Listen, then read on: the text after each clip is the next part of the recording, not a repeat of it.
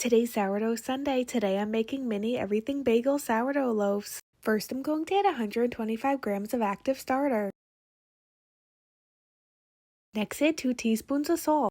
Then add 280 grams of warm filtered water. Next mix that up. Next add 475 grams of unbleached bread flour. Then just mix that up until the dough forms. Then cover the dough in plastic wrap and let it rest for 30 minutes. After the 30 minutes, I'm going to do 3 rounds of stretch and fold, which just means I'm going to lift up the dough and place it on itself and do it all the way around the bowl and let it rest for 30 minutes in between each round. Now I'm doing my last round of stretch and folds, then I'm going to cover up the dough and let this rest for 6 to 8 hours or until it doubles in size. Now that the dough has doubled in size, I'm adding it to a floured counter. I'm going to press it down, then fold each side and then roll it into a ball. Next, cut the dough into 8 pieces. Next, take a piece of dough and flatten it out and then add a piece of cream cheese into the center and then roll it into a bowl. Then just repeat the process with the rest of the pieces of dough.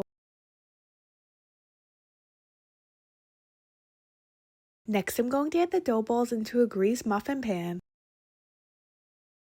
Next, sprinkle everything bagel seasoning on each one. Next, cover this in plastic wrap and put this in the fridge for 6 hours.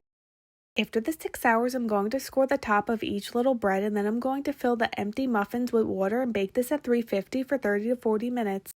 After the mini breads were done baking, I let them cool for 30 minutes before putting them on a tray, and here's an up close look at the inside of the bread.